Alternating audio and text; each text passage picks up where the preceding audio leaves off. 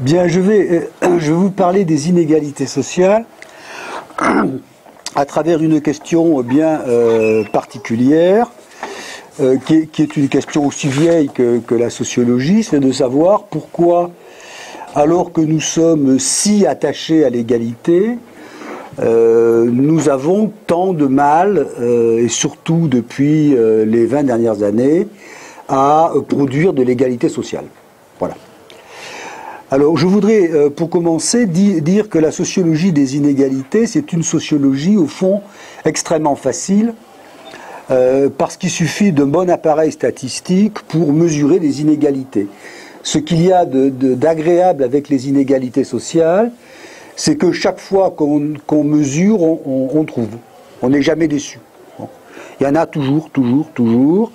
Et plus l'appareil statistique est sophistiqué, plus on a d'inégalités. On peut tout faire passer à la moulinette des inégalités.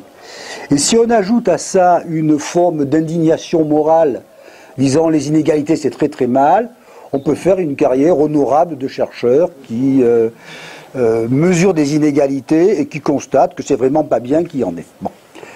Alors, c'est pas inutile de faire ça, notamment quand on mesure les inégalités, mais il faut quand même poser d'autres questions. Alors, traditionnellement, on a posé beaucoup de questions sur les inégalités. Il y a une vieille question qui a dominé la pensée sociologique pendant très longtemps, c'est de savoir si les inégalités font système. C'est-à-dire si les inégalités sont le révélateur d'un mode de fonctionnement de la société. Ça a été la très très grande force intellectuelle du marxisme, ça. De dire les inégalités, c'est pas simplement des riches et des pauvres, c'est un système de production, c'est un mode de fonctionnement de la vie sociale. Bon. Et pendant très longtemps, on a eu des débats pour savoir si ce système expliquait tout, expliquait partiellement les choses.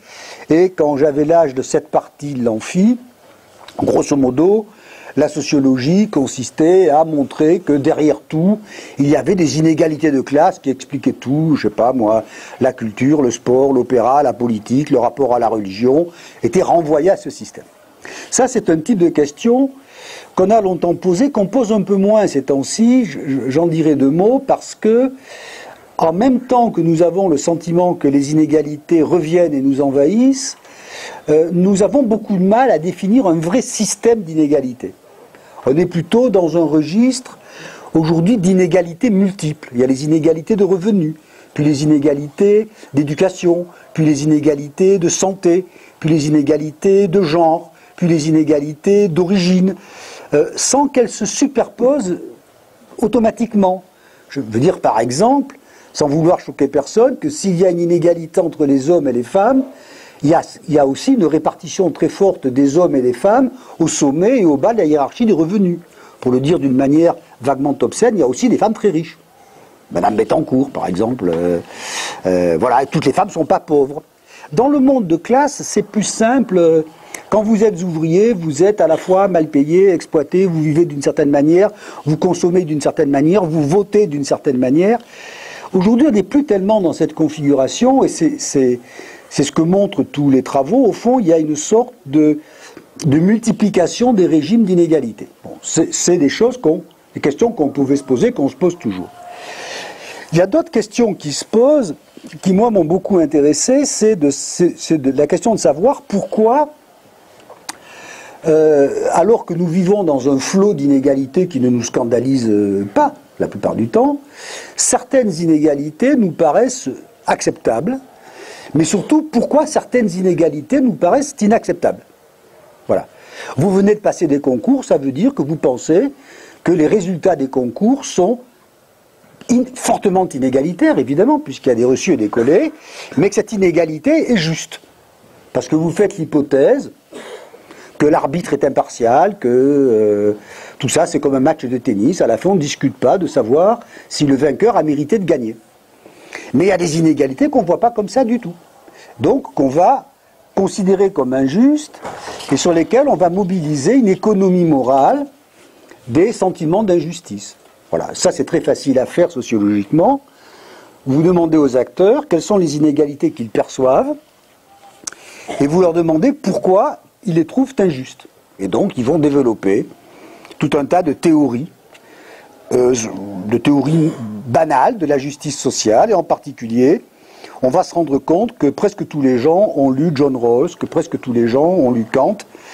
Évidemment, c'est une blague, ils ne l'ont pas lu, mais ils raisonnent comme, par exemple, la plupart des gens disent les inégalités sont acceptables tant que le sort des plus pauvres n'est pas dégradé, ce qui est le raisonnement type de Rawls. Voilà. Ça, c'est une deuxième famille de questions. Alors, dans la sociologie française, Boltanski et Thévenot se sont posés ce genre de questions, je me les suis posées aussi, enfin on est quelques-uns à se poser.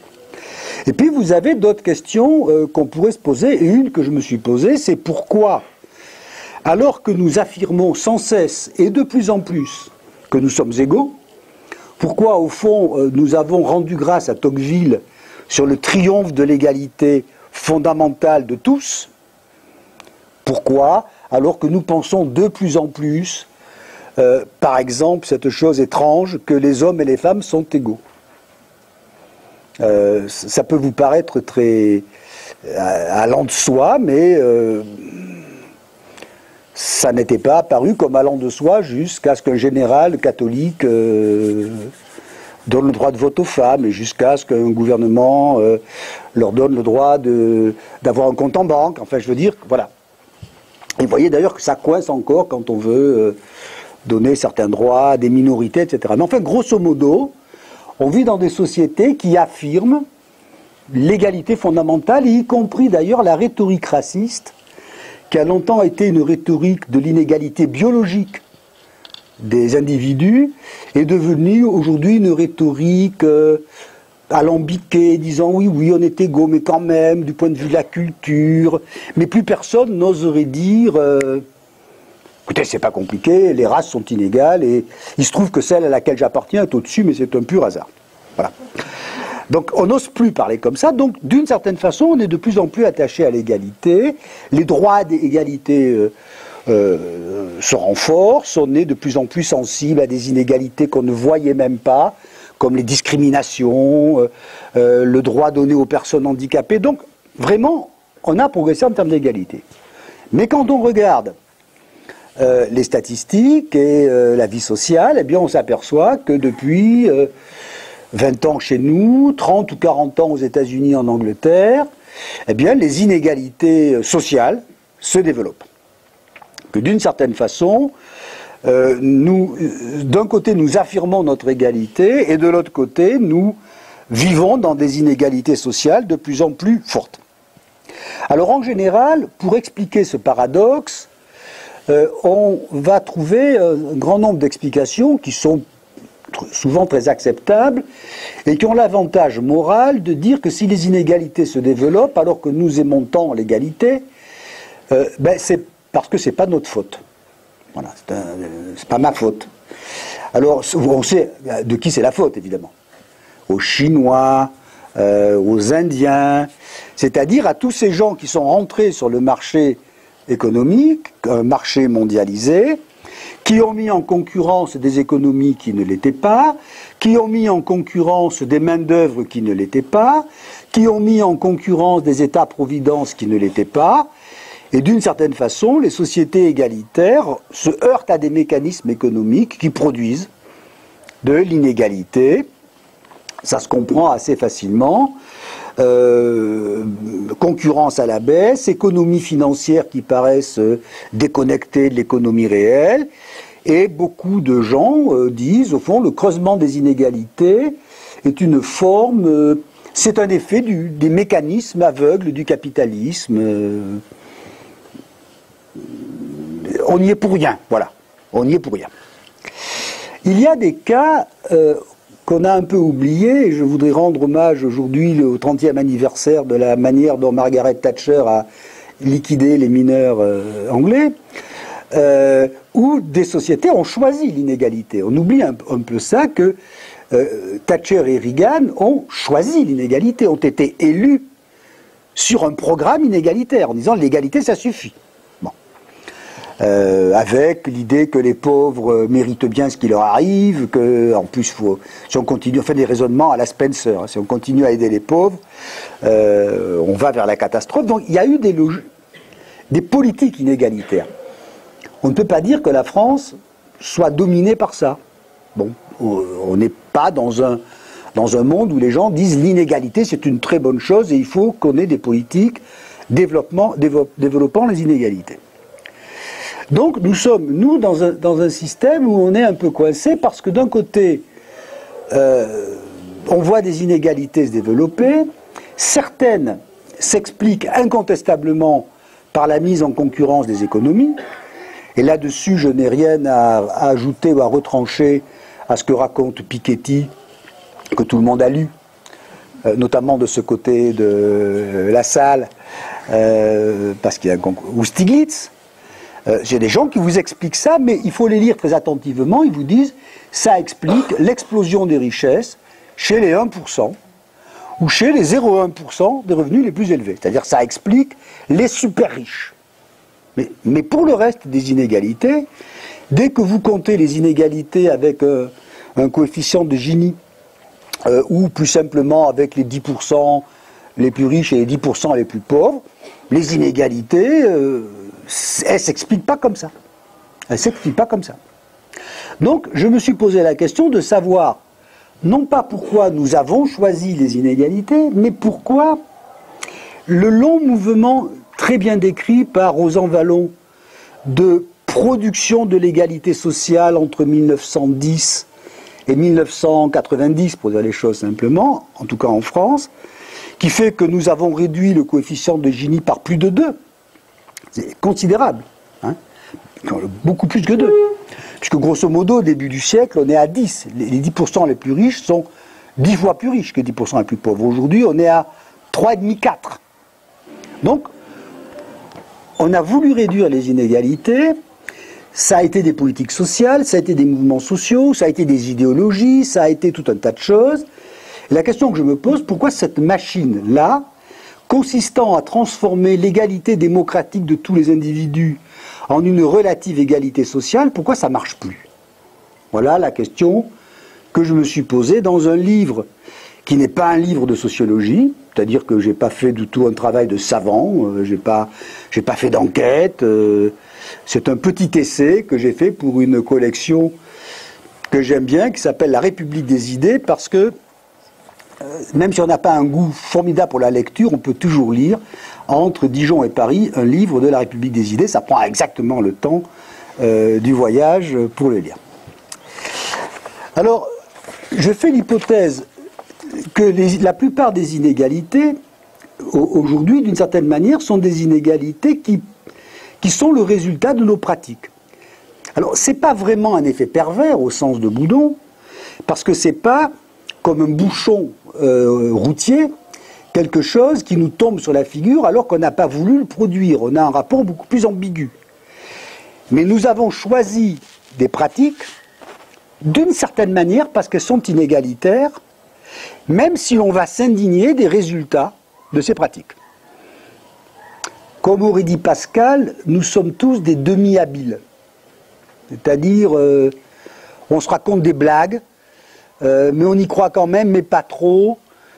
En tout cas, beaucoup d'inégalités ne peuvent pas s'expliquer simplement par des mécanismes économiques qui nous surplombent. Alors, je peux prendre évidemment des exemples extrêmement banals, simples, et je vais en évoquer 4 mécanismes.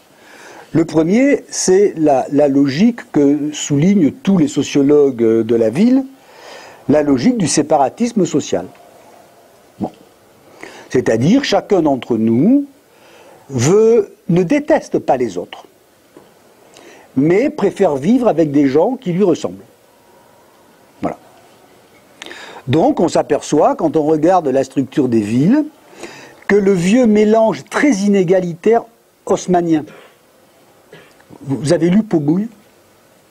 Non. Si un jour vous croisez un type qui s'appelle Zola dans une librairie, vous cherchez un roman qui s'appelle Paubouille, qui est très intéressant parce que c'est la lutte des classes dans un immeuble parisien sous le Second Empire, entre le premier étage, le deuxième étage, le troisième étage et l'étage des bonnes. Voilà. Ces gens ont des inégalités sociales formidables, mais ils vivent à côté. Aujourd'hui, évidemment, soit vous êtes bobo, donc je ne parle pas de Dijon qui est une ville exceptionnelle, mais dans les autres villes, soit vous êtes bobo, vous allez au ciné Utopia, vous déplacez à bicyclette, etc. Vous vivez dans le centre. Soit vous êtes vraiment pauvre et vous vivez dans des banlieues, qu'on appelle des ghettos parce que les gens qui sont là n'ont pas voulu y vivre ensemble, mais on les y regroupe. Et puis si vous n'êtes pas capable de vivre avec les riches, mais que vous détestez vraiment vivre avec les pauvres, ben vous allez trouver des zones pavillonnaires de plus en plus loin. Personne ne fait ça parce qu'on veut créer des ghettos. Personne ne veut créer de ghettos, évidemment. Personne n'a envie de dire je vais mettre tous les pauvres d'origine étrangère dans le même quartier. Mais le résultat, il est un creusement des inégalités, et qui est très intéressant d'ailleurs parce que presque toutes les politiques publiques luttent contre ça. Mais la force du processus est telle que, d'une certaine manière, on a ce résultat. On ne s'intéresse plus beaucoup d'ailleurs à la sociologie de la consommation. C'est très amusant. Les gens de mon âge lisaient avec passion des gens comme Baudrillard. Et on considérait que le grand livre de Bourdieu, c'était la distinction. Et ça reste très fort. Pourquoi j'achète une Audi? Uniquement pour emmerder les autres. Elle va rouler à une vitesse que je n'utiliserai jamais, vu la limitation de vitesse. J'achète de la distinction, j'achète du symbole, purement et simplement. Bon. Donc, le fondement du mécanisme inégalitaire, c'est de la consommation, de certaine manière, c'est la recherche d'inégalités symboliques. Bon, là-dessus, vous avez tous eu des cours, vous en avez tous fait, montrant les ruses qui font que même je peux consommer pauvrement de manière à montrer que je suis en réalité riche. Moi, j'ai longtemps, par exemple, eu une 2 chevaux pour dire à quel point je méprisais les voitures. C'est quand même très très fort comme manière de se distinguer sans dépenser d'argent. Bon, après, tomber en panne, ça coûtait trop cher. Mais voilà, on peut très bien montrer que d'une certaine façon, les ressorts psychologiques mis en évidence par Veblen, par Bourdieu, par Baudrillard, etc., les ressorts psychologiques de la consommation sont des ressorts quasi essentiellement inégalitaires. On va chercher de la distance. Deuxième exemple sur lequel je ne vais pas m'appesantir en ces périodes troubles d'examen et de conflits sur le collège, mais le cas de l'école est évidemment le plus joli que nous ayons. Pourquoi ? Parce que si on regarde l'école française, du point de vue de son organisation, de sa structure, de sa philosophie et de son financement, nous devrions avoir l'école la plus égalitaire du monde. Centralisée, programmes nationaux, examens nationaux, profs admirablement sélectionnés et formés et totalement indépendants. Oui, bon, mais quand même, je veux dire, recruter à haut niveau académique, etc. Croyance dans les concours, système de bourse, gratuité ou quasi-gratuité, même si c'est pas vrai en réalité, mais mieux vaut être un très bon étudiant français accédera à une grande école gratuitement, voire sera payé pour le faire. Un très bon étudiant américain devra quand même débourser 30 000 $ par an en plus. Donc, on devrait être très égalitaire. On est très inégalitaire. Vous savez en France que nous avons un taux d'inégalité scolaire qui excède de très largement. Je rends hommage à la grande sociologue dijonnaise, enfin grande, c'est une formule, Marie Duru, avec laquelle on a fait un livre là-dessus qui dit il y a des moments où l'ampleur des inégalités sociales, l'ampleur des inégalités scolaires se déconnectent dans certains pays en faveur des inégalités scolaires qui sont plus étroites qu'elles devraient l'être. Donc le Canada, par exemple, où il y a moins d'inégalités scolaires qu'il devrait y en avoir, et en France, c'est le contraire. On a beaucoup plus d'inégalités scolaires qu'on devrait en avoir. Bien. Or, le décor, le cadre, le fonctionnement ne l'explique pas. Alors, qu'est-ce qu'il explique? 1000 choses que je ne vais pas développer. Mais il y a une chose, des traditions, une obsession de la production des élites, etc., etc. Bon, peu importe. Mais il y a une chose qui l'explique très très fortement et qui est au fond un élément très paradoxal. C'est que dès lors que les biens scolaires, les diplômes scolaires, sont perçus comme étant le prédicteur le plus fort de la position sociale qu'occupera un individu, ce qu'avec Marie on avait appelé l'emprise des diplômes. Dès lors que l'on considère que le diplôme est ce qui va déterminer le niveau d'emploi et le niveau de revenu d'un individu, chacun a très bien compris la conséquence de ça, c'est qu'il faut obtenir les diplômes les plus inégalitaires et les plus distinctifs qui soient. Bon, c'est très simple. Vous allez passer le bac, vous allez être 70% d'une classe d'âge à avoir le bac, c'est simplement catastrophique si vous ne l'avez pas. Mais le fait d'avoir un diplôme que possède 70% d'une classe d'âge, grosso modo, veut dire que vous êtes normal, à peu près. C'est tout ce que ça veut dire. Donc, vos parents ont très bien compris, pas à vous, parce que vous c'est pas pareil, mais les parents des autres. Pensez aux parents de vos copains. Ou pensez, pas à vos profs, aux profs des autres. Ont très très bien compris que dans ce jeu-là, il faut savoir lire en sortant de la grande section CP. Il faut avoir choisi la meilleure instite de CP qui soit, parce qu'autrement c'est très embêtant, etc.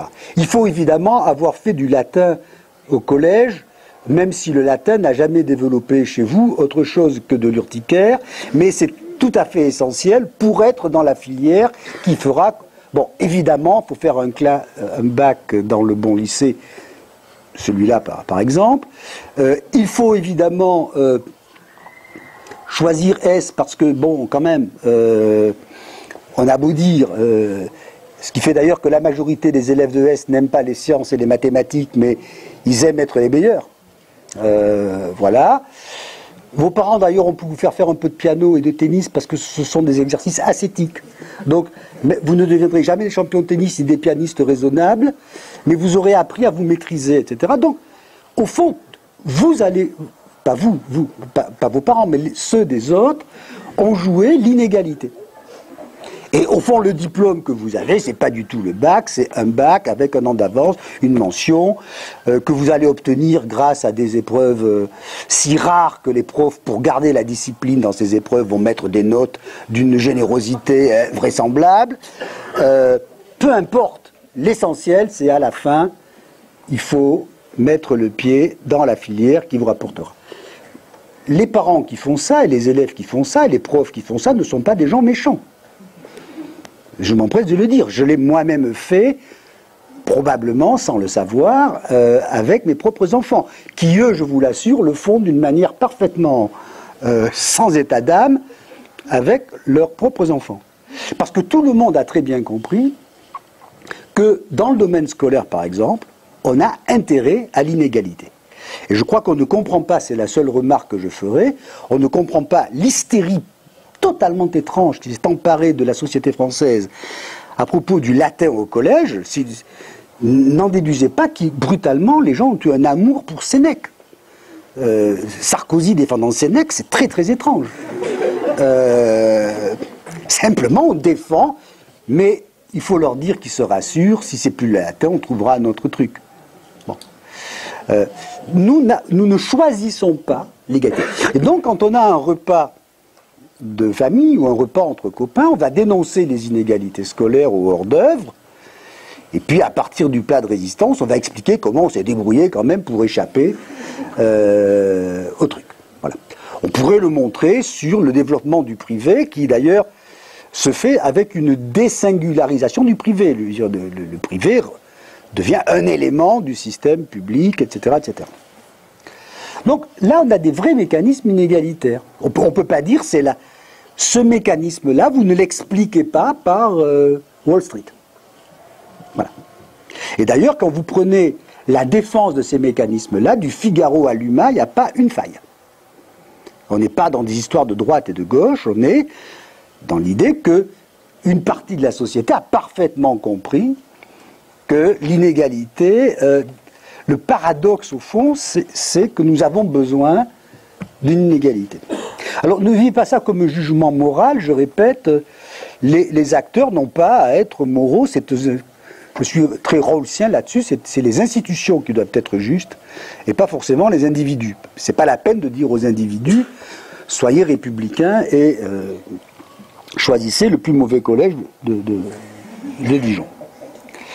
Autre changement qui est très très important en termes de production des inégalités, c'est le changement moral, alors je suis obligé de me citer, le changement de conception de la justice qui s'est manifesté en France de manière extrêmement accélérée depuis 20 ans, qui est le passage de ce que j'ai appelé l'égalité des places à l'égalité des chances. Si vous regardez la conception de la justice sociale en Europe occidentale, on va dire jusqu'aux années 80, 1980, grosso modo, on considère que la résolution de la contradiction des démocraties, c'est-à-dire la contradiction entre l'affirmation de l'égalité de tous et l'existence d'inégalités sociales. C'est ça le problème. D'ailleurs, quand on lit les textes des héros de la Révolution française, d'emblée, ils savent que c'est ça le problème qu'il va avoir à affronter, puisque on va installer des régimes politiques qui ne vont plus légitimer les inégalités. C'est quand même une très drôle d'affaire. La conception européenne, pour répondre à ça, ça a été l'idée que la justice sociale consistait à réduire dans les sociétés l'ampleur des inégalités sociales. Au fond, la promesse de justice tenue en France jusqu'aux années 1981, c'est de dire aux gens, la justice, le combat social, c'est de faire que l'écart entre les plus riches et les plus pauvres sera un écart de plus en plus faible. Et il faut dire d'ailleurs que durant 60 ans, et notamment durant les 30 Glorieuses, cette promesse a été tenue. La condition de vie des gens a augmenté et l'écart avec les plus riches s'est réduit. Le coefficient de Gini s'est longtemps réduit grâce aux impôts, à la redistribution sociale et grâce à la croissance qui fait que les sacrifices sont pas très douloureux d'une certaine façon. Bon.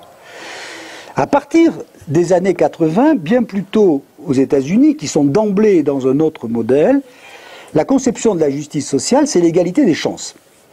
Ça consiste à dire que la justice sociale, ça ne consiste pas à réduire les inégalités entre les positions, les riches, les pauvres, les patrons, les ouvriers, etc. Que la justice sociale, ça consiste à faire qu'à chaque génération, tout individu ait les mêmes chances d'atteindre des positions inégales en fonction de son mérite. Ce qui est un tout autre modèle. Tout autre modèle. Bon. Par exemple, quand j'étais gamin, l'instituteur disait aux enfants d'ouvriers à l'école élémentaire, si tu travailles bien, tu seras ouvrier comme ton père, mais rassure-toi, les ouvriers vivront mieux que maintenant. Voilà. Aujourd'hui, un institut te dit, si tu n'as pas de chance, si ton père est ouvrier, tu n'as qu'une manière de t'en sortir, premier de la classe. Et il ajoute discrètement, si tu ne le fais pas, ça sera de ta faute. Ça, il ne dit pas, mais il le pense si fort que le gamin l'entend. Et donc, vous êtes dans un modèle qui va complètement changer la représentation des inégalités. D'abord, on va passer d'un modèle de classe, je vais très vite, à l'idée que les grandes inégalités, c'est les discriminations, c'est-à-dire les inégalités qui empêchent de concourir de manière équitable à l'égalité des chances. Donc, les femmes, les minorités culturelles, les minorités stigmatisées, les minorités sexuelles, c'est ça qui devient la grande figure des inégalités dans l'imaginaire d'une compétition équitable. Il n'y a rien à dire à ça, on a changé de modèle de justice. Deux remarques cependant. Dans le modèle de l'égalité des chances, rien n'est dit sur les inégalités de position acceptables. Et on a fait encore avec Marie des travaux là-dessus qui sont très intéressants. Plus un pays croit à l'égalité des chances, plus les inégalités sociales paraissent légitimes. Autrement dit, si vous pensez que la société, c'est comme un concours d'entrée à l'ENS ou un tournoi de Roland-Garros, Les inégalités qui en résultent ne sont pas contestables. Il est évident que c'est Wawrinka qui a gagné. Jusqu'à preuve du contraire. Et il a gagné vachement. Bon. C'est pas contestable. Dans le domaine scolaire, c'est pas votre cas, mais il arrive que certains héros des grands triomphes scolaires n'aient pas l'ombre d'un doute sur la légitimité de leur grandeur. Il m'arrive d'en rencontrer. Qui dit, je suis un héros, je suis le Wawrinka de la compétition scolaire, et si je touche la mise, c'est pas plus contestable que Wawrinka. Donc ça, c'est un vrai problème. Si un jour l'histoire sociale vous intéresse, lisez Spencer là-dessus, qui a une conception extrêmement forte de l'égalité des chances, et une conception darwinienne. Il dit, au fond, ce système est juste parce qu'en réalité, c'est un mode de sélection équitable des meilleurs. Et les meilleurs, ça veut dire les meilleurs. Ça ne veut pas dire ceux qui ont eu de la chance. Ça, c'est la première remarque qu'on peut faire. C'est-à-dire que l'égalité des chances rend plus tolérant à l'égard des inégalités. Et puis surtout, la seconde conséquence, c'est que pour que les vainqueurs de l'égalité des chances méritent leur victoire, et ça, je suis désolé de le dire en ce temps où tout le monde va chercher une victoire scolaire, et l'obtiendra, rassurez-vous, ça suppose que les vaincus méritent leur défaite. Pour que Wawrinka gagne, il faut que Djokovic ait perdu.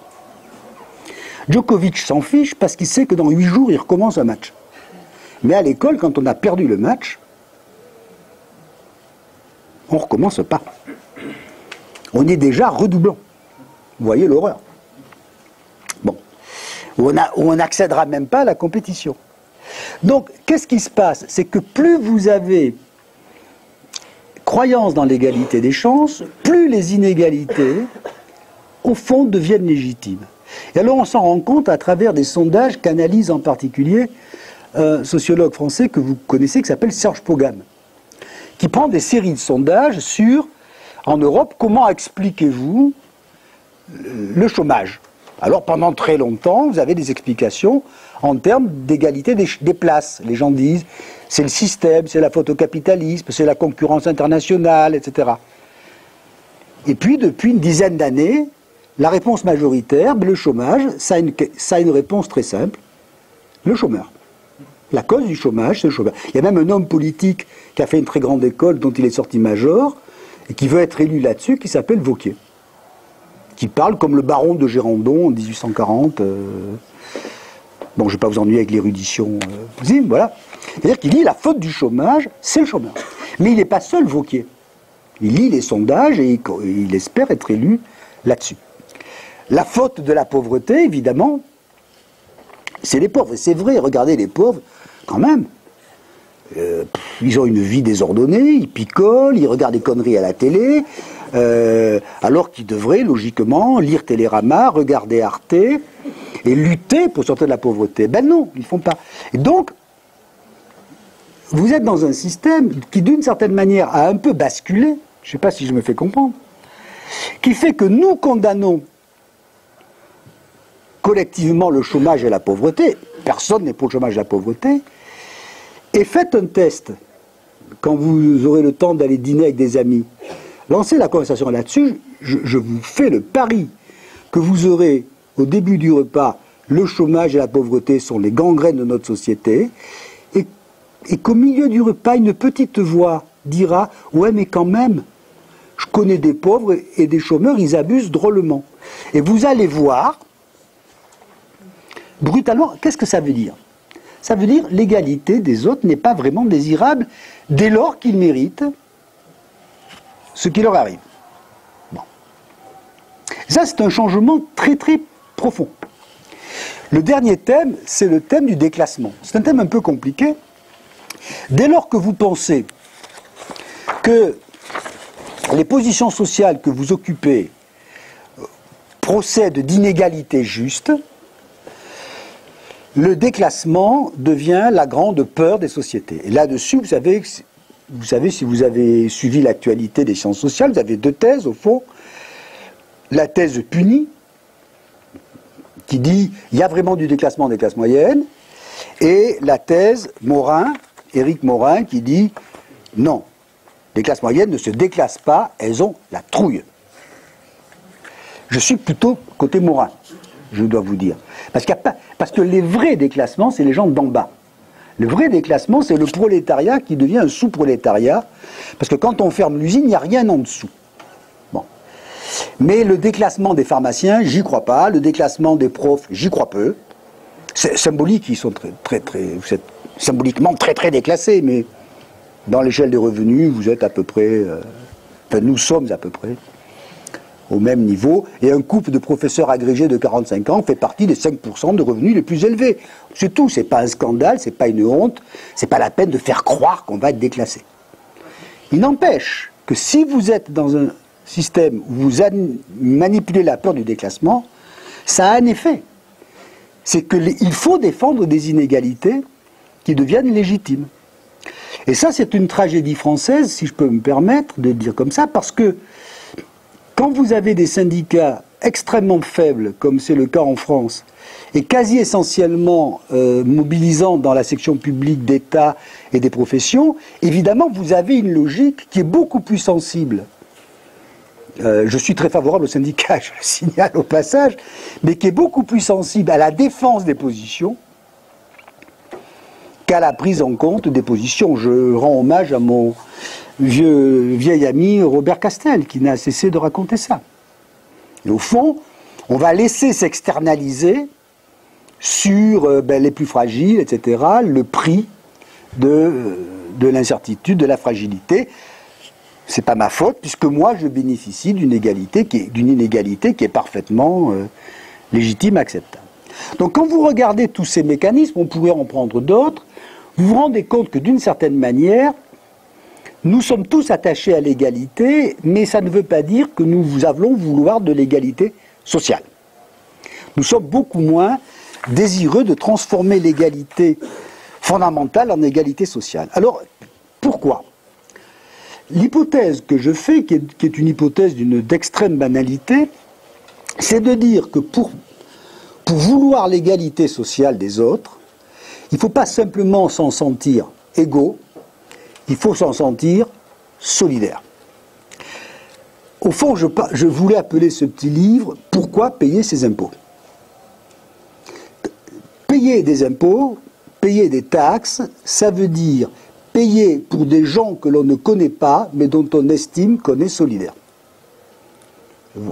Voilà. Autrement dit, la recherche d'égalité sociale suppose un médiateur chimique, qui est le troisième thème du triptyque républicain, qu'on est toujours très ennuyé de nommer, mais qui s'appelait la fraternité. L'égalité, ça crée de l'inégalité. L'égalité pure, ça crée pas de la... Excusez-moi, l'égalité, c'est pas très bon pour... Total, c'est pas très bon pour la liberté. La liberté totale, c'est pas terrible pour l'égalité. C'est pour ça que, comme on est intelligent, on a mis ce petit machin qui s'appelle la fraternité, qui fait qu'on a envie de l'égalité des autres. Je ne sais pas, que des individus libres ont envie de l'égalité des autres. Et mon hypothèse, c'est qu'il y a un déclin des sentiments de solidarité, c'est-à-dire de tous ces médiateurs symboliques, politiques, sociaux, qui font que nous avons envie, d'une certaine façon, ou besoin, d'une certaine façon, de l'égalité. Alors, ces médiateurs sont le cœur de la littérature sociologique. Je le signale pour ceux que ça intéresse. Ce qu'on appelle la sociologie classique, c'est poser la question de Hobbes tout le temps, c'est-à-dire pourquoi il y a des sociétés alors qu'il pourrait ne rien y avoir. Pourquoi y a-t-il des sociétés alors que ça devrait être la guerre de tous contre tous? Pourquoi le capitalisme a été avalé par la société industrielle et ne l'a pas détruite? Voilà les questions que posaient les pères fondateurs. Et la réponse est très connue. La réponse, c'est la division du travail. Même on trouverait ça chez Adam Smith, pour ceux que ça intéresse, parce qu'Adam Smith, vous vous en souvenez, a écrit La richesse des nations, mais il a écrit aussi la théorie des sentiments moraux. C'est-à-dire qu'il explique que ça ne suffit pas de vouloir gagner du fric pour faire société. Il faut aussi avoir des liens de solidarité. Bon, mais la grande réponse, c'est Durkheim. Hein. C'est la division du travail, c'est-à-dire on est solidaire parce qu'on est les abeilles de la même ruche.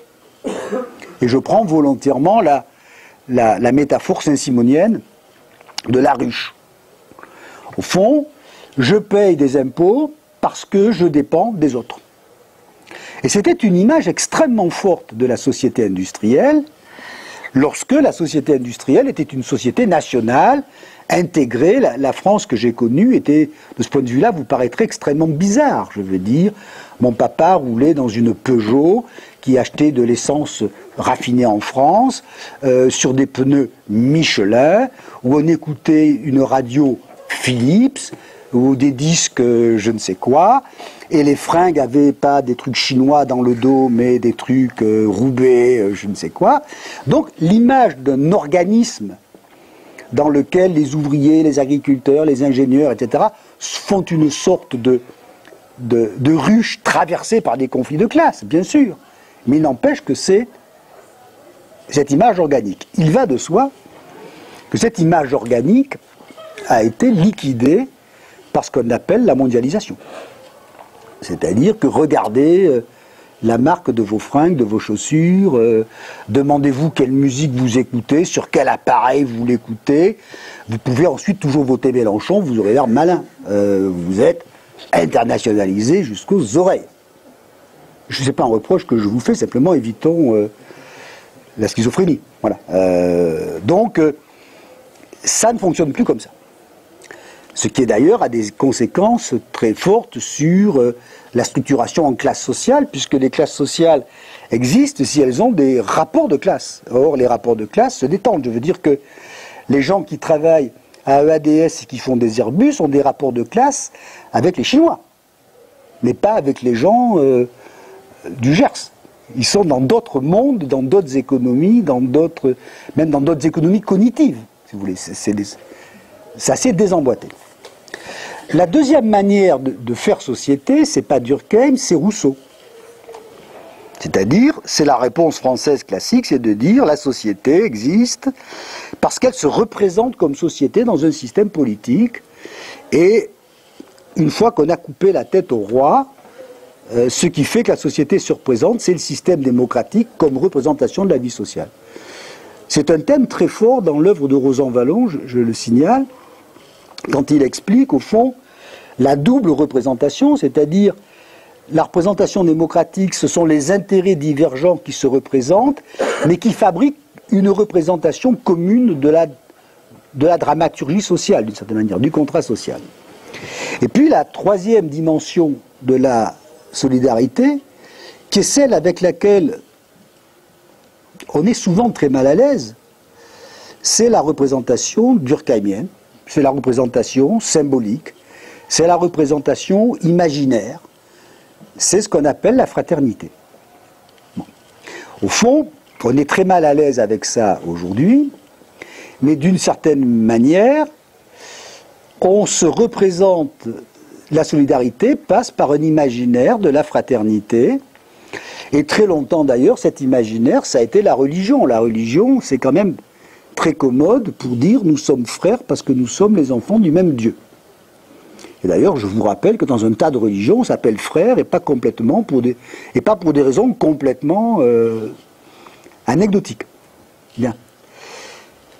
Une fois qu'on a coupé la tête au roi, j'y reviens, c'est très difficile de dire qu'on est les enfants du même Dieu, donc on va être les enfants de la même histoire, du même roman, de la même nation. Or, aujourd'hui, cet imaginaire national est extrêmement fragilisé. Je ne sais pas si on peut s'en rendre compte quand on a votre âge, mais il y a 30 ans en France, 40 ans, 50 ans, l'évidence que la France existe avec une souveraineté politique, une économie nationale, une histoire et une culture commune, c'est si évident qu'on n'a même pas besoin de le dire, si je peux me permettre. Bon. Aujourd'hui, le moins qu'on puisse dire, c'est que ce n'est pas évident. Et ça, partout, les sociétés, si vous voulez, pour les sociologues, dire la nation et dire la société, c'était dire la même chose. Aujourd'hui, c'est plus exactement la même chose. Les sociétés ne sont plus culturellement homogènes. Elles ne sont plus des espaces de circulation relativement protégés de l'environnement. Donc, les piliers des sentiments de solidarité se sont défaits. Et si vous ne me croyez pas, eh bien vous en avez une image extrêmement simple à travers ce qu'on appelle le populisme. Au fond, le populisme, qui n'est pas qu'une affaire française, construit sa rhétorique sur la dénonciation de l'épuisement de ces trois affaires. Un, vous disent-ils, il n'y a plus d'économie nationale, c'est la faute à l'Europe, c'est la faute aux Chinois, c'est la faute à l'euro, retrouvons notre économie, notre inflation, notre monnaie nationale, refabriquons, au fond, la société industrielle des années 60, et ils le disent exactement comme les penseurs contre-révolutionnaires disaient en 1880, retrouvons la France d'Ancien Régime. Enfin, il y a quelque chose un peu de cet ordre. Hein. Toute une rhétorique qui en appelle, au fond, à dire reproduisons français avec des ouvriers français pour manger du pain français en buvant du vin français.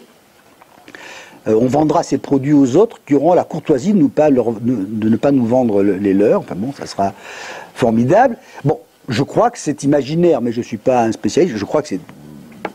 Je ne crois pas une seconde. Voilà. La grande catastrophe qui pourrait arriver dans ma région bordelaise, c'est qu'on soit obligé de boire tout notre vin. Bon, heureusement qu'on l'exporte très très massivement, mais on l'oublie. Et on dit qu'on est quand même envahi par la tomate espagnole. Mais bon. En tout cas, cet imaginaire-là, de la ruche nationale, est devenu un imaginaire extrêmement fort, et je crois qu'il dit quelque chose. Évidemment, le second thème sur la rupture démocratique, c'est le thème du tous pourris. Tous pourris veut dire simplement, ils ne nous représentent plus. Voilà. Je ne crois pas que les hommes politiques soient plus pourris aujourd'hui qu'hier, peut-être même moins, mais ça n'a pas d'importance, ils ne sont plus perçus comme l'expression de force sociale. Et si vous attendez la rentrée, parce que ça pourrait vraiment vous gâcher les vacances, mais lisez la littérature internationale sur la confiance. Vous voyez que la France est dans une situation invraisemblable. La France est un pays dans lequel on a moins confiance dans les institutions, dans les élus et dans les autres que la Turquie. On est quasiment les derniers du monde. Enfin, il y a vraiment l'idée que les institutions ne tiennent plus la société. Donc tous pourris, ça veut dire...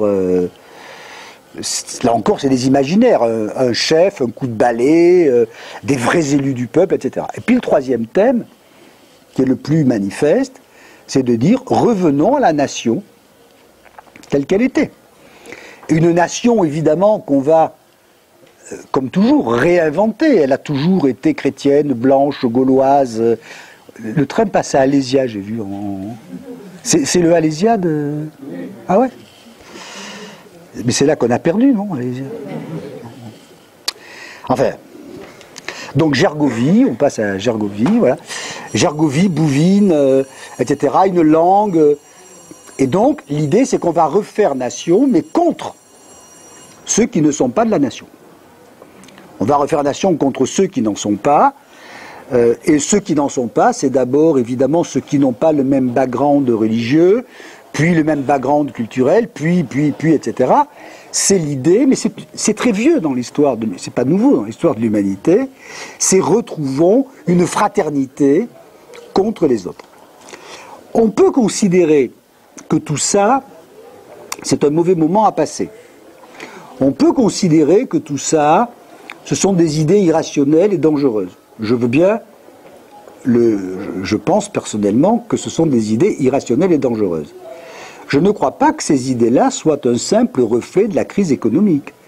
Quand les gens vous disent, oh, vous savez, si on retrouve un peu de croissance et si le chômage baisse, ça va disparaître, j'y crois pas une seconde.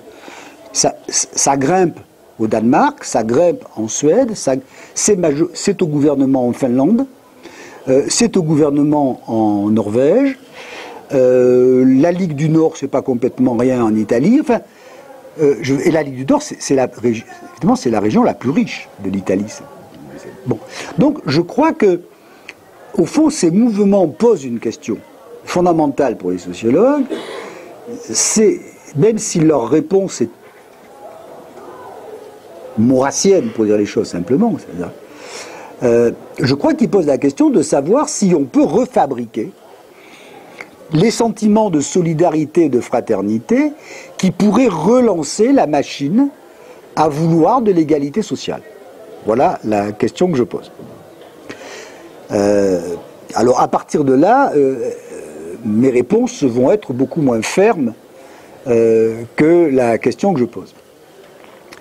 Parce qu'il faut, d'une certaine manière, dire aux gens, il faut aboutir à ce que les gens aient envie de payer des impôts, aient envie de scolariser leurs enfants dans des écoles où les autres ne sont pas comme eux, aient envie de machin. Et on pourrait leur dire d'ailleurs qu'ils y ont intérêt, parce que les sociétés égalitaires, relativement égalitaires, sont des sociétés bien plus sympathiques que les autres.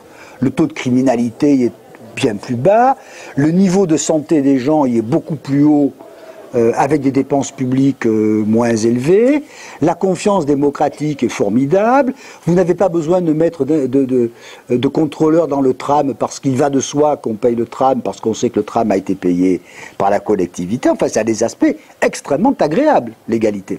Extrêmement agréables.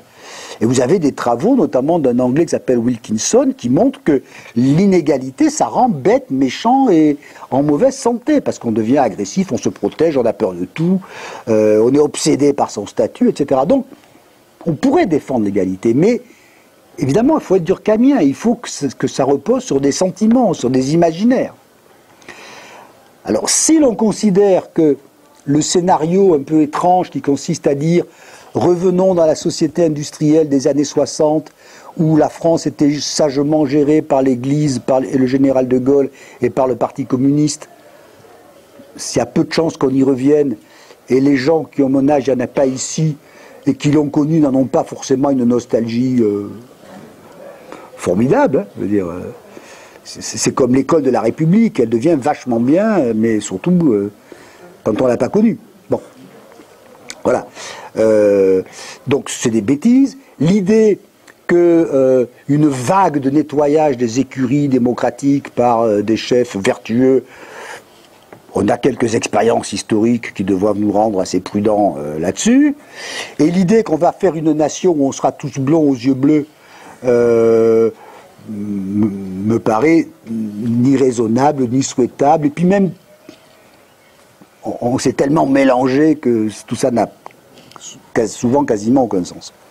Donc, il faut trouver d'autres manières de répondre à ça, d'autres manières de produire une image de la société, au fond. C'est ça l'enjeu, c'est de dire, est-ce qu'on est capable de remettre en œuvre des mécanismes qui nous donneraient l'envie de produire un peu d'égalité sociale, d'avoir un peu d'égalité sociale, de fabriquer de la solidarité. Alors, je vais aller très très vite parce qu'évidemment à partir de là on est vraiment dans l'idéologie. Enfin, je veux dire, il n'y a pas de preuve. Je crois d'abord qu'on doit avoir une interrogation sur la démocratie. Il n'y a pas d'autre solution. Enfin, je suis là-dessus très très fidèle au fond, aux théories de la modernité. Je veux dire, une fois que les dieux sont morts, les sociétés tiennent par les processus politiques. Enfin, il n'y a pas d'autre chose qui fasse tenir que ça. Donc, soyons habermasiens, soyons tout ce qu'on voudra, mais il faut refabriquer une démocratie qui donne le sentiment de participer à une vie sociale. Et il y a probablement des choses à faire là-dessus en termes de représentation. Moi, je crois qu'on pourrait quand même faire des efforts de représentation démocratique. Il n'est pas tout à fait normal qu'une grande partie de la société ne... Je vais donner un exemple extrêmement simple. Un de mes collègues, qui s'appelle Éric Massé, regarde la manière dont se représente, dont les catégories sociales, culturelles, ethniques, raciales, tout ce qu'on voudra, peu importe, sont représentées dans les grandes écoles, dans les parlements, dans les... Bon. Alors évidemment on voit que les femmes c'est pas terrible mais que ça s'arrange, que les minorités qu'on appelle différentes culturelles c'est pas terrible mais que quand même ça s'arrange, etc. Il y a des gens qui ne sont nulle part, ni dans les séries télévisées comme héros, ni au Parlement, les ouvriers. Disparus. Disparus. On s'étonne ensuite qu'ils votent d'une manière bizarre. Mais comment ferait-il pour voter d'une manière pas bizarre, puisque on ne cesse de leur dire qu'ils n'existent pas, ou que quand ils existent, ils ressemblent soit aux Deschamps, soit à la famille Groseille. Donc c'est des allusions culturelles un peu éloignées. C'est-à-dire qu'au fond, c'est des gros cons. Mais les gens ne sont pas tous des gros cons. Voilà. Non, je ne sais pas si je me fais bien comprendre.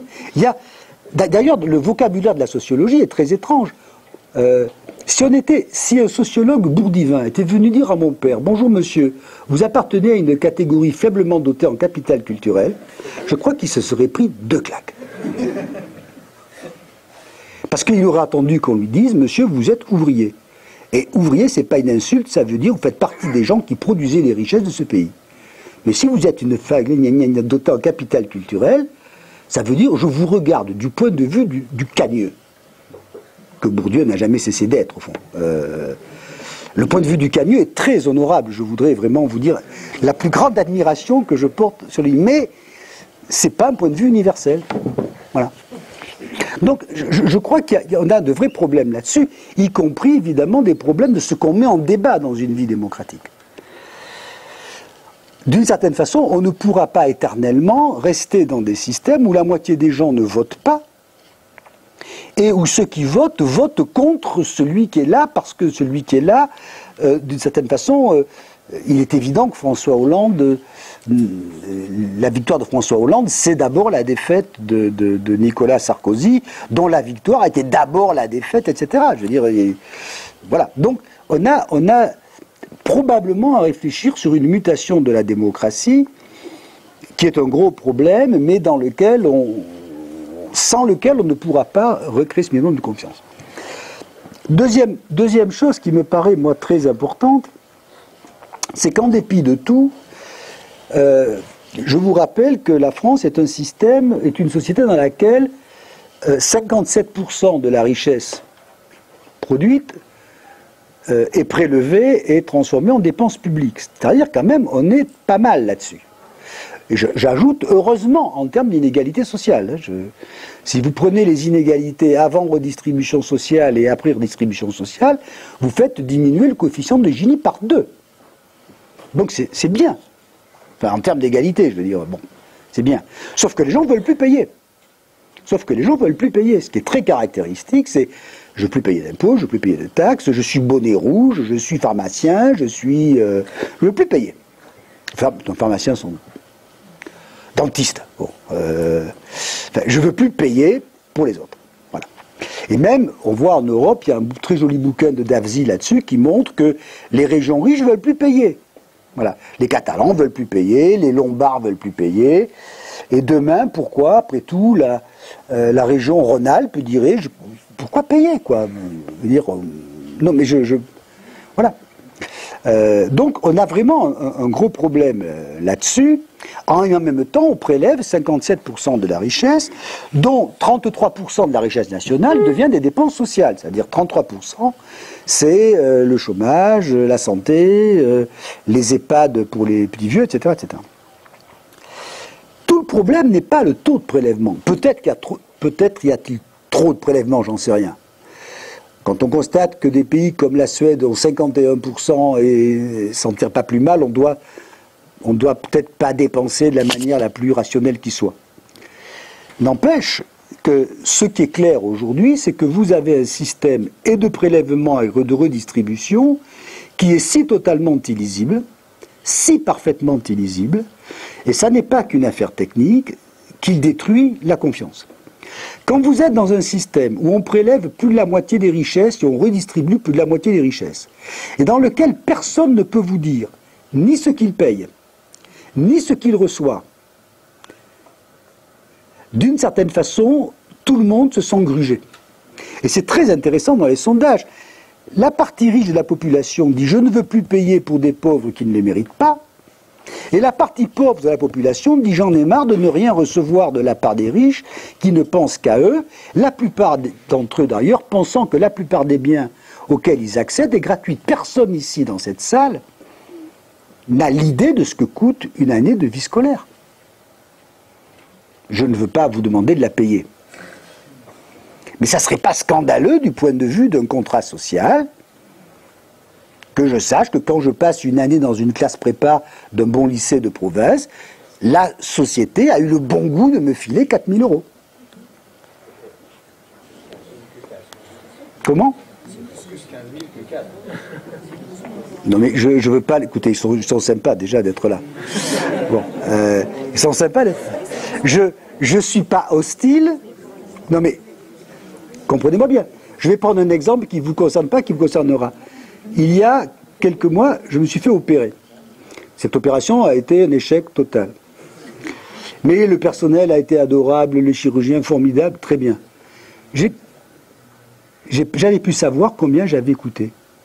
C'est extrêmement choquant. Je veux dire, je sais que j'ai coûté plusieurs milliers d'euros. C'est-à-dire que des gens qui ne me connaissent pas ont payé pour que je me fasse opérer.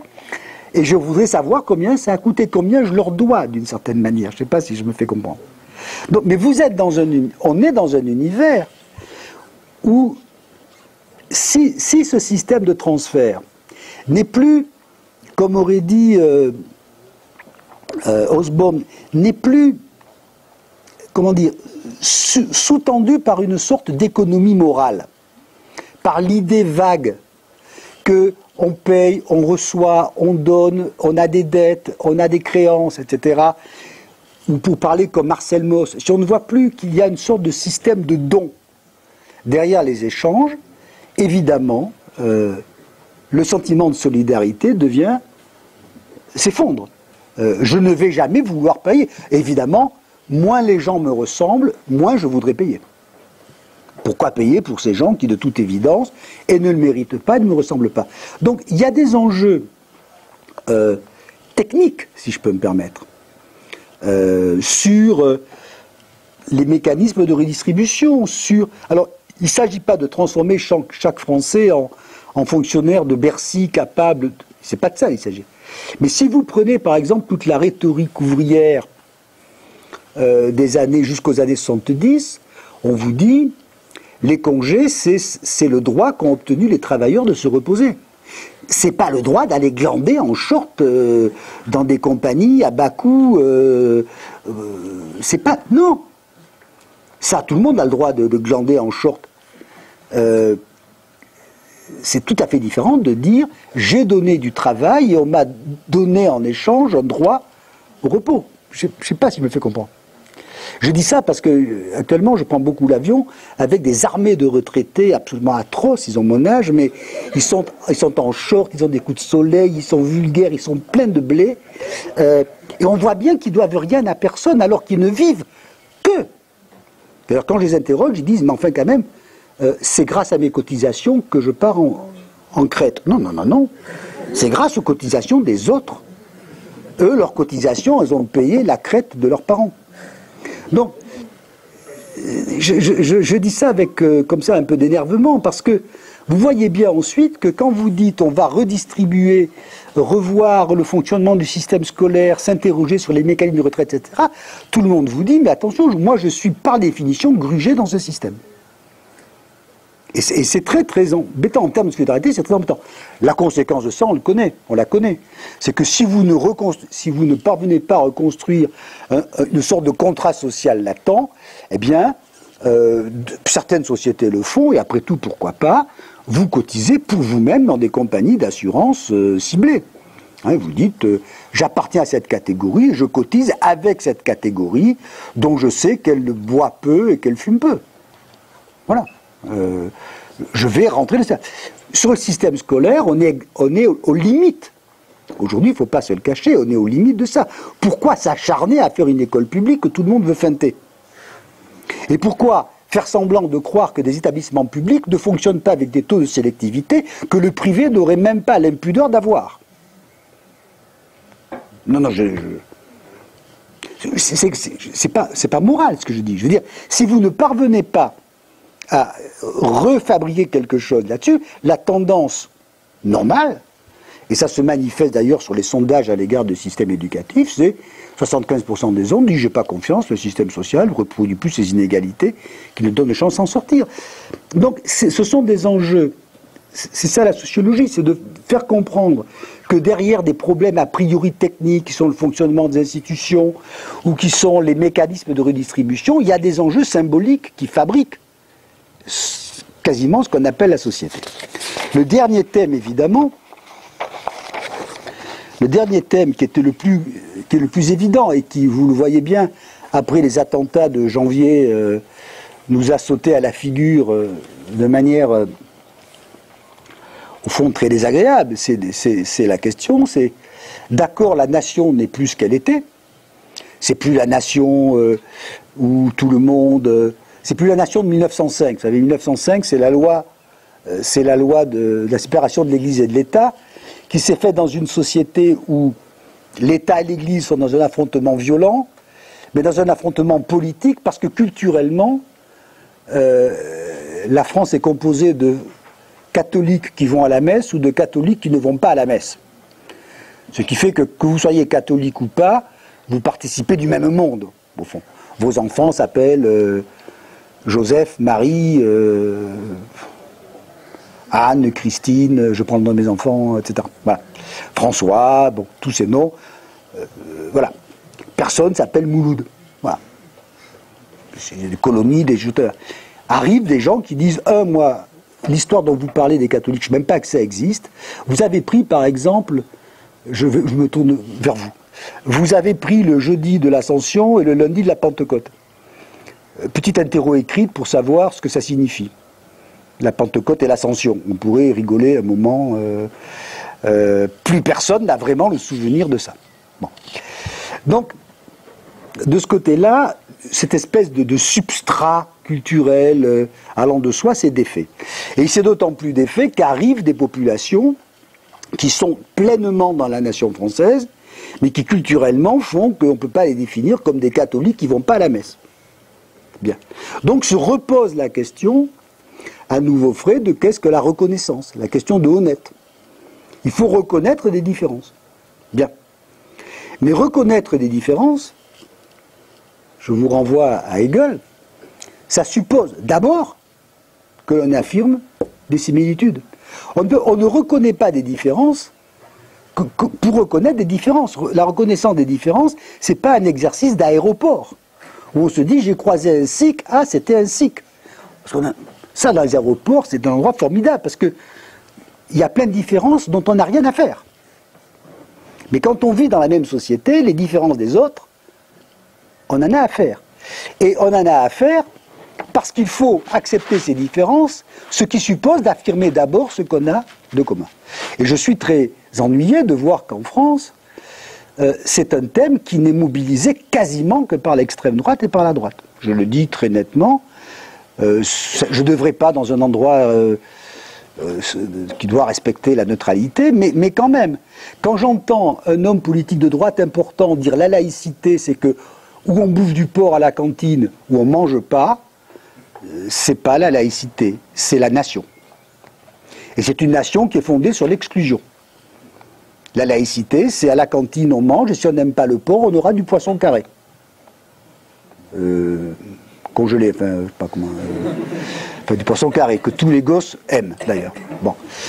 Donc, c'est ces enjeux qui ont l'air de rien, enfin, je ne sais pas si vous bien comprendre, ces enjeux qui ont l'air microscopiques sont des enjeux essentiels. Si on n'a pas la capacité de s'en saisir, comment créerons-nous des sentiments de solidarité entre des gens qui se définiront d'abord par des affrontements d'identité? Donc, je crois que ces chantiers-là sont tout à fait considérables, de renouvellement de la démocratie, capacité de relire le système des transferts sociaux, ce qui n'est pas rien, et puis peut-être se saisir de questions dont on n'aime pas se saisir, mais si on ne s'en saisit pas, d'autres s'en saisissent pour nous. Et ensuite, on peut toujours pleurer si ça ne nous plaisait pas. Voilà.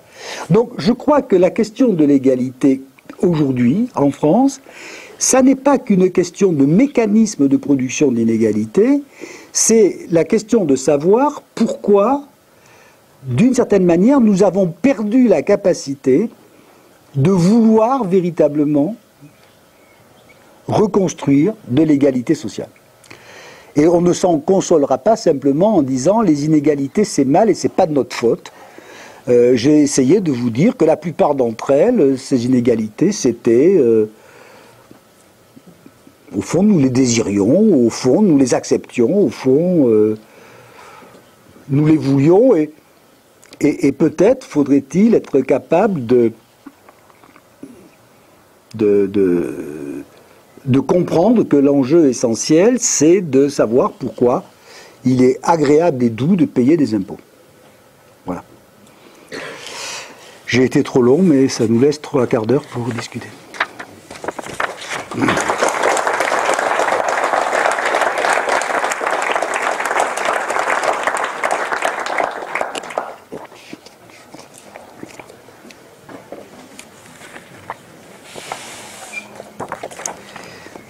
Ben, j'écoute vos questions.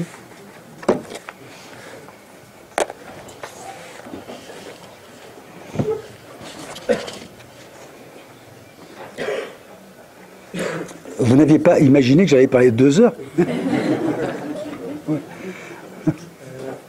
nous invitez donc à porter l'attention plutôt sur l'inégalité des places, plutôt que sur l'inégalité des chances. Est-ce que c'est pas singulier dans un pays où, mesuré par nos indicateurs habituels, les caractères déciles par exemple, les écarts ou les inégalités en France ne se signalent pas par une aggravation si importante, tandis que, et vous insistez beaucoup là-dessus, avec Marie Curie en particulier, le destin individuel reste subordonné en France plus qu'ailleurs à l'obtention du diplôme, et l'obtention du diplôme, et on l'étudie tous ici, très inégalitaire. Donc, voilà, pourquoi mettre l'accent sur cette inégalité des places dans ce pays où peut-être l'urgence apparaît plutôt du côté de l'égalité des chances?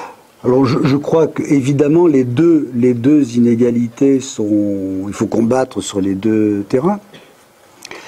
Mais quand vous constatez par exemple que l'inégalité des places détermine très fortement l'inégalité des chances, bon, vous pouvez dire, au lieu de dire aux gens vous avez le devoir de préparer l'école normale supérieure, vous pourriez leur dire je vais vous donner un boulot intéressant et un appartement vivable. Peut-être que ça, à la fin, ça ferait... Moi, mon opposition à l'égalité des chances, elle est un peu plus philosophique, d'une certaine façon. D'abord, mon opposition, c'est pas une opposition. Je suis... On ne peut pas être hostile à l'égalité des chances. Je suis toujours frappé par le fait que dès qu'on raisonne en termes d'égalité des chances, on a un tropisme élitiste. Voilà. Ça, c'est quelque chose d'extrêmement étrange. Par exemple, vous allez faire une dissertation sur l'inégalité des chances en France, vous allez commencer d'emblée en disant il y a très peu d'enfants issus de l'immigration à l'école polytechnique. Bon. Il y a très peu de femmes dans les conseils d'administration des entreprises du CAC 40. Il y a très peu de femmes présidentes de la République. Il y a très peu de postes aussi. Bon. Il y a très peu d'enfants, d'ouvriers à l'école normale supérieure, etc.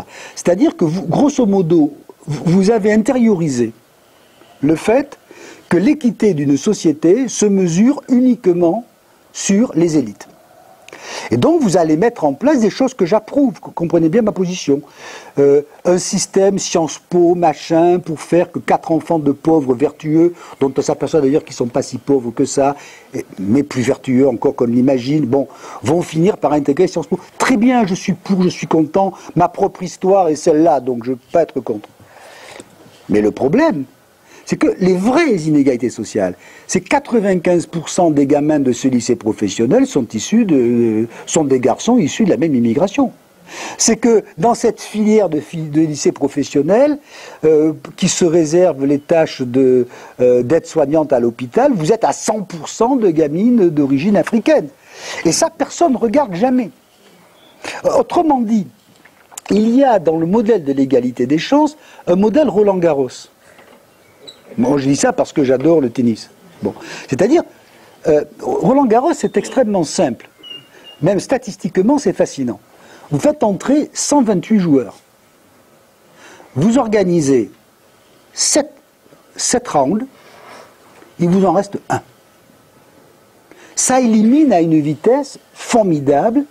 C'est-à-dire, oui, première tournée de match, 64, deuxième 32, troisième 16, quatrième 8, cinquième 4, sixième 2, et il reste, voilà. Non, même 6. Donc, ça va très très vite. Et quand on raisonne l'égalité des chances, on raisonne comme ça.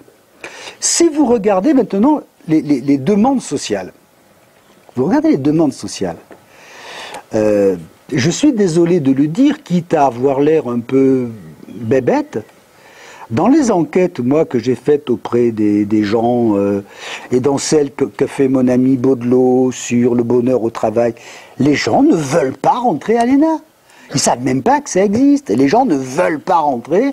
Les gens voudraient que leur gamin ait un boulot honorable, intéressant et relativement bien payé. Or, le modèle de l'égalité des chances vous oblige à faire Roland-Garros. Moi, j'ai joué toute ma vie au tennis. Grâce à Dieu, personne ne m'a dit « il faut que tu te tapes Roland-Garros ». Vous imaginez le ridicule de la situation. Mais l'école, c'est ça. Parce que chaque prof, dans sa tête, est un type qui a perdu Roland-Garros. J'exagère. Bon. Bon. Et au fond, c'est un modèle. C'est pour ça qu'on a employé des mots dans le vocabulaire sociologique qui sont incroyables, en disant les catégories sociales ayant un handicap culturel. Enfin, c'est invraisemblable. Handicap culturel pour réussir une grande école, c'est tout ce que ça veut dire. Et ça concerne combien de gens? Bon. Donc, ayons des grandes écoles, ayons des élites, ayons tout ce qu'on voudra, ayons de l'égalité des chances. Je suis pour, c'est très bien, bon, je m'en fous. Il ne faut pas que ce mode de lecture de la vie sociale détermine toute notre compréhension et toute notre lecture de la vie sociale. Je suis désolé, aujourd'hui, 70% d'une classe d'âge passe le bac. Ça veut dire que des gamins bacheliers seront demain ouvriers, seront demain employés, seront demain feront du care à des relations avec des malades, des handicapés, des vieux. Il faut que ces gens soient formés, aient une dignité, ne soient pas définis uniquement par le fait qu'ils ont loupé la compétition de l'égalité des chances. Je ne sais pas si je me fais bien comprendre. Donc, c'est d'ailleurs parce que nous avons ce modèle en France qui est si fort que nous avons, vous le savez comme moi, un taux de reproduction. En France, nous avons deux caractéristiques scolaires qui sont très gênantes. Un, des inégalités de performance qui sont plus grandes que ce que supposeraient les inégalités sociales. Et deux, surtout, une reproduction de ces inégalités entre générations qui n'a rien à envier au Chili. Non, je ne plaisante pas parce que je vais souvent au Chili, c'est un truc qui me met toujours très mal à l'aise. Le Chili est une société ultralibérale, parfaitement inégalitaire, mais au bout du compte, notre société parfaitement pas libérale, parfaitement égalitaire, pour entrer à Henri IV, grosso modo, voilà. Donc, il faut bien quand même que l'on sorte de ces modèles. Et donc ce modèle élitiste. La troisième chose que je voudrais dire, contre l'égalité des chances, c'est que cette promesse est une blague. Et je ne suis pas le premier à le dire. C'est une blague, pourquoi? Parce que l'égalité des places vous engage sur des promesses modérées que vous pouvez toujours tenir. Qui consiste à dire, allez les riches, on va faire un petit effort. On va produire des biens collectifs. Je ne sais pas, l'égalité des chances, des places par exemple, ça veut dire je fais un parc où tout le monde pourra aller indépendamment de ses revenus. C'est une promesse qu'on peut faire. Bon. C'est-à-dire que même si vous êtes pauvre, vous pouvez bénéficier de la lumière et de la douceur du parc. Quand vous êtes dans l'égalité des chances, le vrai modèle serait que chaque génération abandonne tout héritage pour qu'à chaque génération se recrée une vraie compétition égalitaire. Il faut quand même être complètement ou fou ou d'une hypocrisie totale pour faire croire que cette promesse est tenable. Je n'ai jamais dit à mes enfants, moi j'ai fait de bonnes études, Maintenant, c'est à ton tour de laisser ta place, tu es sympa, tu ne feras pas de prépa. Bon, faut quand même... Bon, pas déconner. Bon. Donc c'est une blague. Et on sait demain que si on démocratise les prépas, les très bons élèves de ce truc prépareront directement à Harvard. Parce que une prépa démocratisée, on s'en fout. Ça n'intéresse personne. Ce qui intéresse dans la prépa, c'est que c'est pas démocratique.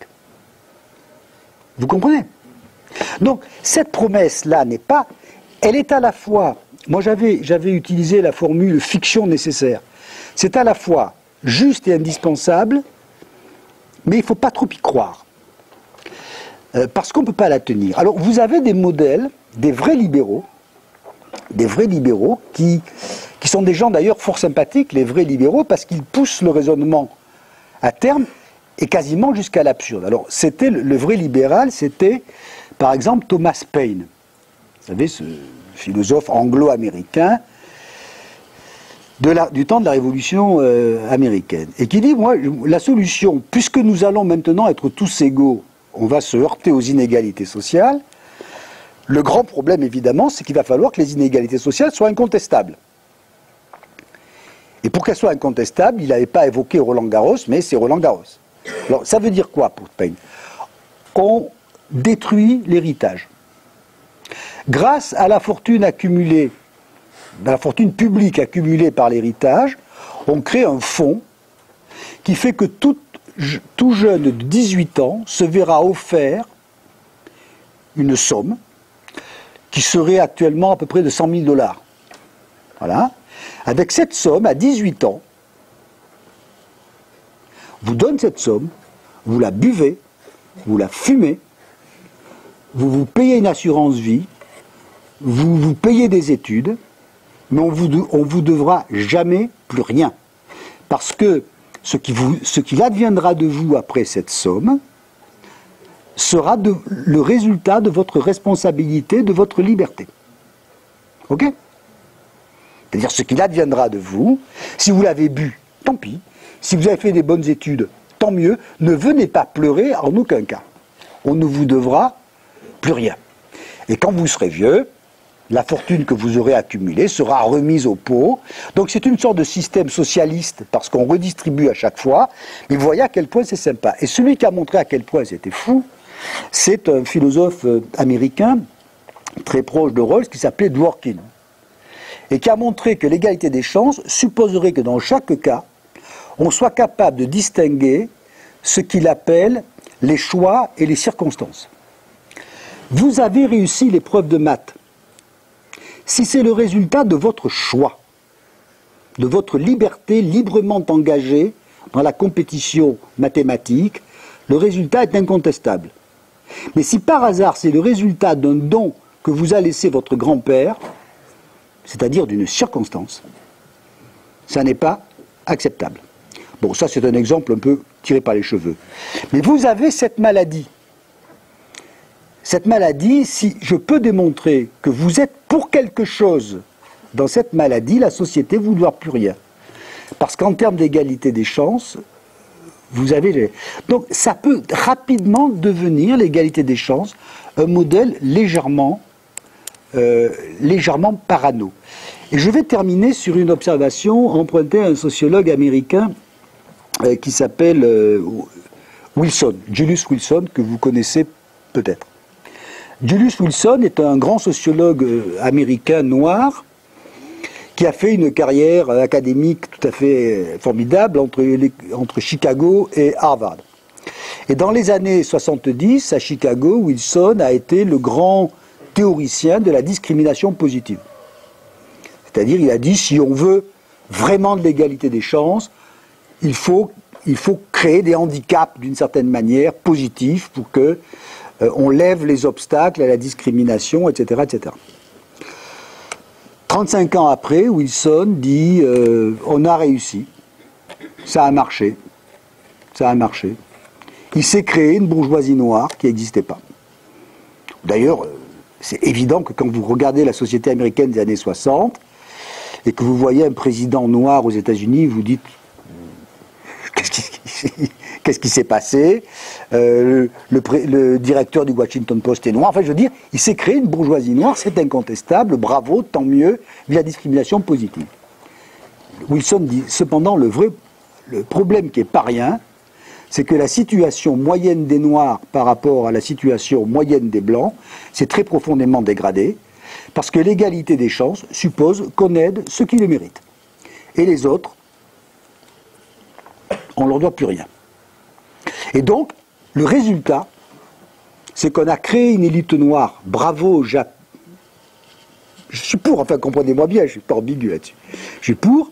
Le problème, c'est que les autres vont dire plus rien. Si je crée dans tous les collèges populaires de banlieue une petite filière liée à Sciences Po, tant mieux. Mais nous ne nous racontons pas de blagues. Si on crée ça dans tous les lycées populaires et dans tous les collèges populaires, on confiera les autres au ministre de l'Intérieur. On les laissera tomber, c'est pas la peine de nous raconter de blagues. On le sait.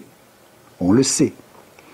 On sait très bien que vous avez un mécanisme, enfin la sociologie c'est la science des mécanismes. Vous ne pouvez pas faire ça en disant oui mais les conséquences négatives, si vous les aurez, fatalement. Donc il y a quelque chose d'extrêmement cruel dans ce système. J'ajoute que pour les femmes, on a exactement le même constat. C'est-à-dire qu'il s'est créé, notamment aux États-Unis, une classe dirigeante de femmes. Bon, je veux dire, il est probable que la prochaine présidente soit une femme. Mais vous remarquerez d'ailleurs qu'elle vient d'un milieu pauvre, sans capital politique. Enfin bon, voilà, peu importe. Ça serait très bien. Mais la situation moyenne des femmes par rapport aux hommes s'est dégradée, y compris, je le signale, en France, avec ce petit truc qu'on appelle la famille monoparentale. Ça suffit pour vous faire de la pauvreté de masse, etc. Donc, d'une certaine façon, il faut l'égalité des chances, mais il faut quand même ne pas être complètement dupe des effets pervers, si je peux me permettre. Le seul vrai théoricien de l'égalité des chances, mais qui est un ignoble bonhomme, c'était Spencer. Il disait l'égalité des chances, au fond, c'est la seule manière de voir se dégager une race supérieure. Puisque si la compétition est équitable, les vainqueurs sont mieux armés sur le plan biologique et génétique, et il est bon qu'ils se marient entre eux pour améliorer. Et les autres, explique Spencer, il ne faut surtout pas les aider. Le raisonnement, parce qu'ils vont croître et se multiplier, et après, ils vont nous pourrir la vie. Voilà. Donc vous pouvez avoir des visions de l'égalité des chances pas du tout sympas. Voilà. Mais je suis pour l'égalité des chances, hein, en même temps. Enfin, vous avez compris. Mais je ne suis pas pour que ça devienne le modèle de justice dominant. D'autant plus, j'ajoute, je suis trop long dans ma réponse, que personnellement, les gens qui ont bénéficié de l'égalité des chances et qui n'arrêtent pas de vous faire des leçons sur leur mérite m'épuisent. J'ai eu beaucoup de débats sur le collège ces dernières semaines. Je ne tombe que sur des gens qui me disent « l'école de la République est grande, la preuve, elle m'a fait ce que je suis ». Bon. Je trouve que c'est un argument fortement narcissique. Voilà. Donc, voilà, on n'a pas en plus, politiquement, la garantie que les élites sélectionnées par l'égalité des chances, seront plus généreuses et sympathiques que les autres. Et ma tendance pessimiste me laisse penser qu'ils pourraient être encore plus méchants.